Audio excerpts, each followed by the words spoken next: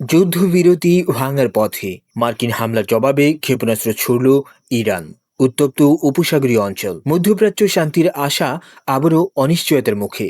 যুক্তরাষ্ট্র ইরানের মধ্যে কার্যকর থাকা নড়বড়ে যুদ্ধবিরতি নতুন করে পরীক্ষার মুখোমুখি হয়েছে, যখন উভয় পক্ষ একে অপরের বিরুদ্ধে সামরিক অভিযান চালিয়েছে।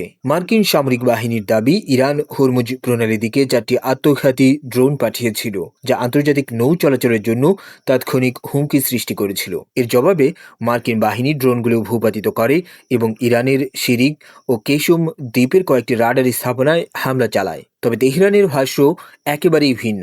ইরান বলছে মার্কিন হামলা ছিল যুদ্ধবিরতি চুক্তির স্পষ্ট লঙ্ঘন এবং দেশের সার্বভৌমত্বের উপর সরাসরি আঘাত। এর কিছুক্ষণের মধ্যেই ইরান কুয়েত ও বাহরাইনে অবস্থিত মার্কিন সামরিক ঘাঁটিগুলোর দিকে ব্যালিস্টিক ক্ষেপণাস্ত্র নিক্ষেপ করে। কুয়েত ও বাহরাইন জানিয়েছে অধিকাংশ ক্ষেপণাস্ত্র সফলভাবে প্রতিহত করা হয়েছে।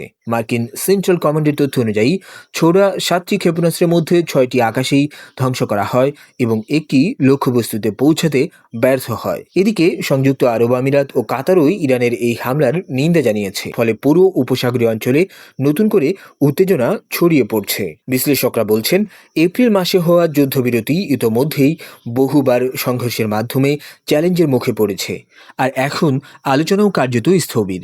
ইরান অভিযোগ করছে ওয়াশিংটন বারবার নিজেদের অবস্থান পরিবর্তন করছে এবং নতুন নতুন শর্ত দিচ্ছে। উল্লেখ্য, ফেব্রুয়ারির শেষ দিকে যুক্তরাষ্ট্র ও ইসরায়েলের ব্যাপক হামলার পর শুরু হওয়া এই সংঘাত হরমুজ প্রণালী পর্যন্ত ছড়িয়ে পড়ে। বিশ্বের প্রায় 20% তেল ও গ্যাস এই জলপথ দিয়ে পরিবাহিত হয়। ফলে প্রণালী বন্ধ হওয়ার আশঙ্কায় বিশ্ববাজারে তেলের দামও ব্যাপকভাবে বেড়ে যায়। এখন প্রশ্ন একটাই, এই সংঘাত কি আবার পূর্ণমাত্রার যুদ্ধের রূপ নেবে, নাকি কূটনৈতিক আলোচনার মাধ্যমে পরিস্থিতি নিয়ন্ত্রণে আনা সম্ভব হবে?